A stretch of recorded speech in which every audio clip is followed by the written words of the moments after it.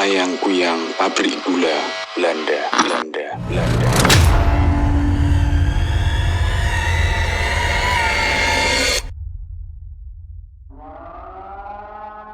Waktu itu, Rini masih berusia 10 tahun.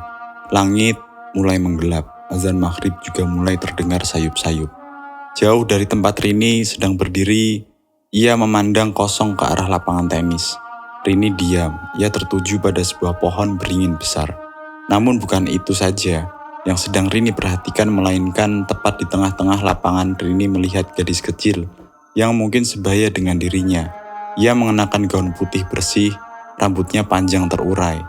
Ia melihat Rini tersenyum lalu melambai-lambai kepadanya. Lapangan tenis ini jarang sekali digunakan. Lokasinya ada di dalam pabrik gula. Tempat ini adalah satu dari banyak fasilitas yang diperuntukkan bagi karyawan di pabrik gula ini. Tak ada penjaga, tak ada siapapun di sini selain dirinya dengan gadis kecil misterius itu.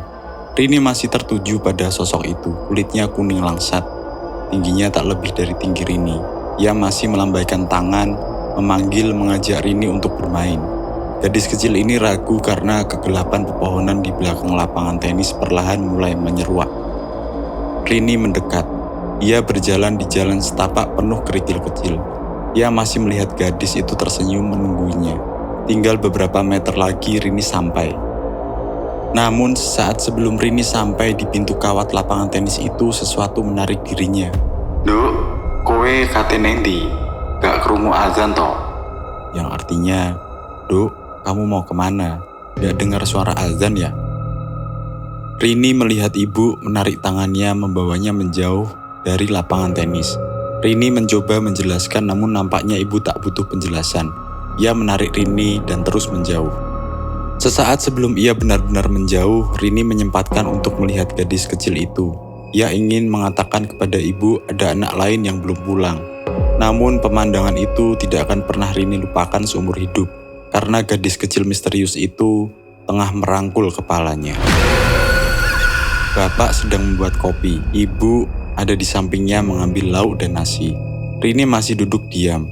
Ia memandang kosong meja makan di depannya. Rini meyakinkan dirinya apa yang baru saja dia lihat apakah hal yang nyata. Pak, ojo lali nggowo sentolop ya. Atau artinya, Pak jangan lupa bawa senternya ya Pak, kata ibu. Bapak tersenyum mengangguk. Malam ini Bapak bekerja shift malam. Ia salah satu karyawan yang sudah lama bekerja di pabrik gula ini. Karena masa kerja Bapak, Rini sekeluarga mendapatkan salah satu fasilitas yang diberikan pabrik gula ini, yaitu tempat tinggal. Rini sekeluarga mendapat tempat tinggal di sebuah rumah tak jauh dari gerbang selatan. Orang-orang memanggil tempat ini dengan perumahan Belanda, karena lokasi ini dulu bekas rumah orang-orang Belanda. Awalnya Bapak tak mau menerima pemberian fasilitas ini, namun lambat laun ekonomi semakin sulit. Untuk berhemat, akhirnya Bapak menerimanya. Sebenarnya untuk karyawan biasa seperti Bapak tak diperbolehkan tinggal di perumahan Belanda karena tempat ini khusus untuk supervisor ke atas. Tapi karena rumah dinas biasa sudah penuh diambil oleh karyawan lain, Bapak akhirnya ditawari untuk menempati salah satu dari 10 rumah Belanda. Ada hal aneh yang pernah Rini dengar saat Bapak bicara dengan ibu. Katanya teman-teman Bapak sempat melarang dan lebih baik mencari kontrakan lain, tapi tak dijelaskan apa masalahnya. Bapak sendiri saat bicara dengan ibu, raut wajahnya sedikit khawatir. Namun ibu meyakinkan bahwa tak ada yang perlu ditakutkan dari tempat ini. Bapak akhirnya mengangguk, toh rumah ini jauh lebih besar dari yang dibayangkan. Awalnya Rini juga tidak mengerti. Untuk anak seusianya ia sudah bisa mencium hal ganjil. Salah satunya adalah melihat besar rumah dan segala tetek bengek perabotan di dalamnya. Seharusnya banyak karyawan yang ingin tinggal di sini, bahkan sekelas supervisor sekalipun. Tapi anehnya 10 rumah Belanda yang tersedia hanya Rini sekeluarga dan seorang lagi karyawan tak dikenal yang tinggal di blok barat, cukup jauh dari rumahnya. Selebihnya rumah ini dibiarkan kosong. Hal ini cukup mengganggu bagi dirinya. Apa alasan rumah ini tak diterima? Rumah ini memiliki 3 kamar berukuran besar dengan 1 basement atas dengan anak tangga kayu. Selebihnya adalah ruang tamu dan dapur yang dipisahkan oleh koridor panjang. Selain itu, ada halaman belakang yang dipenuhi tanaman-tanaman buah seperti jambu biji dan lain sebagainya. Banyak benda-benda lama seperti kursi tamu yang terbuat dari anyam bambu dan kayu jati dengan ukiran-ukiran. Juga foto-foto tua lengkap dengan banyak wajah dari orang-orang Belanda serta lukisan-lukisan yang nyaris membuat bulu kuduk berdiri saat memandanginya. Semua benda itu adalah properti milik pabrik yang tidak boleh diambil tanpa seizin. Karena salah satu peninggalan lama saat pabrik gula ini masih di bawah naungan bangsa Belanda. Terkadang Rini merasa terganggu saat ia duduk di ruang tamu.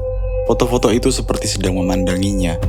Tak kalah dari foto-foto tua adalah lukisan-lukisan yang cukup menarik perhatian Rini. Seorang gadis Bali sedang menari yang ada di kamar miliknya, juga lukisan seorang kakek tua memegang cerutu rokok dengan merangkul ayam jago.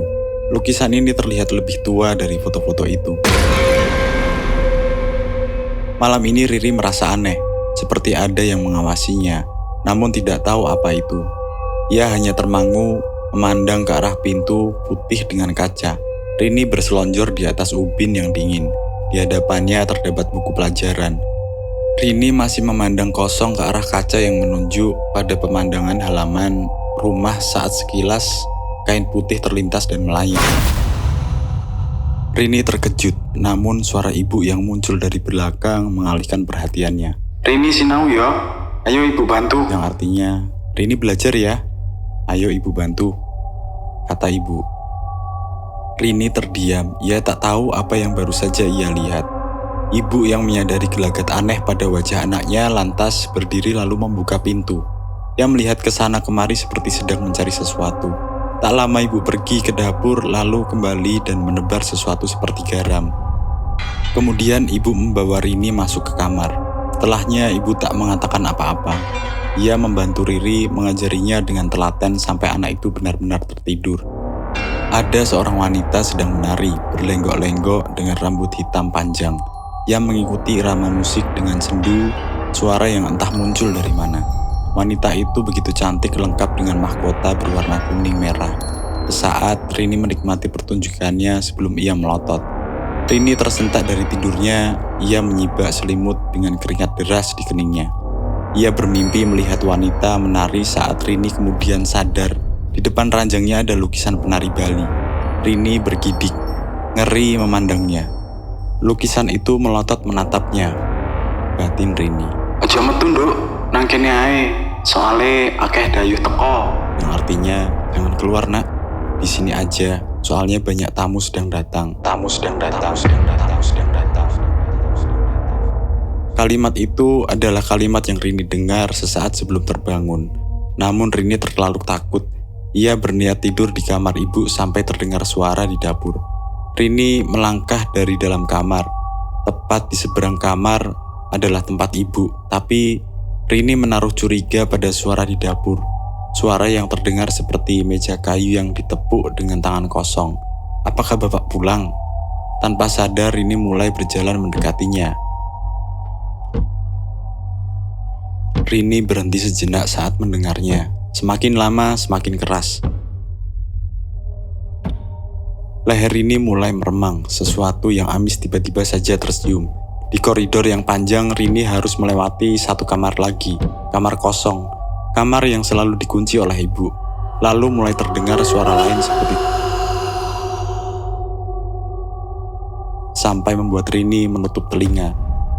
Di hadapan Rini kini ia melihat kamar kosong itu. Anehnya malam ini daun pintu kamar itu sedikit terbuka. Apakah ibu lupa menguncinya? Dari celah pintu, Rini tak bisa melihat apa-apa selain kegelapan total. Rini menarik gagang pintu lalu menutupnya. Tetapi entah benar atau tidak, sesaat Rini seperti mendengar suara. Namun Rini yakin ia mendengarnya dari balik pintu ini. Rini terdiam, ia ragu apakah harus membuka pintu itu. Sebelum suara itu lagi, tapi kali ini Rini merasa yakin kalau ini adalah suara terkeras yang pernah ia dengar, sehingga tanpa sadar Rini langsung berlari menuju dapur. Namun anehnya Rini tak menemukan siapapun di sana. Rini memutari meja makan mencoba mencari sumber suara, namun ia tak menemukan apapun. Tak ada hal ganjil yang mencurigakan. Lalu dari mana sumber suara itu berasal? Rini lalu melihat sesuatu. Sebuah bercak merah tua di bagian tepi. Rini mencium aroma amis itu juga dari sana. Rini berniat pergi saat tiba-tiba suara itu terdengar lagi. Rini berhenti, ia diam lalu memandang ke arah anak tangga kayu yang menuju ke loteng. Rupanya suara itu berasal dari sana. Rini menapak anak tangga saat koridor pintu kamar kosong terbuka dengan sendirinya. Rini masih diam. Ia tertuju pada celah gelap. Saat pintu ditarik, Rini mulai penasaran. Namun ia bingung apakah harus ke loteng terlebih dahulu ataukah harus ke kamar kosong itu. Setelah menunggu dan tak ada apapun, Rini akhirnya berjalan menuju ke loteng sebelum Rini mendengar suara perempuan berteriak-teriak dengan bahasa yang sama, terus-menerus. Lalu diikuti barang-barang di dapur berhamburan jatuh menimbulkan suara yang begitu keras. Hingga dari koridor ibu melangkah keluar memandang ke arah Rini dengan sorot mata bingung. Ibu pun menarik tangan Rini, menjauhkannya dari tangga kayu. Sebelum mulai membersihkan barang-barang yang berjatuhan sendirian, wajah ibu tak bisa ditebak. Rini mencoba menjelaskan bahwa bukan dirinya yang membuat semua ini berantakan. Namun ibu hanya diam saja. Setelahnya ia membawa Rini pergi meninggalkan dapur. Saat berjalan di koridor menuju kamar, Rini melihat kamar kosong itu sudah tertutup dengan sendirinya. Aneh, Rini tidak mengerti apa yang sebenarnya terjadi di tempat ini. Pagi harinya di dalam kamar, ibu menceritakan hal ini kepada bapak. Rini hanya bisa mendengarnya dari balik pintu. Rini ingin menjelaskan semua, namun ibu seperti tak ingin membicarakan apapun tentang hal ini.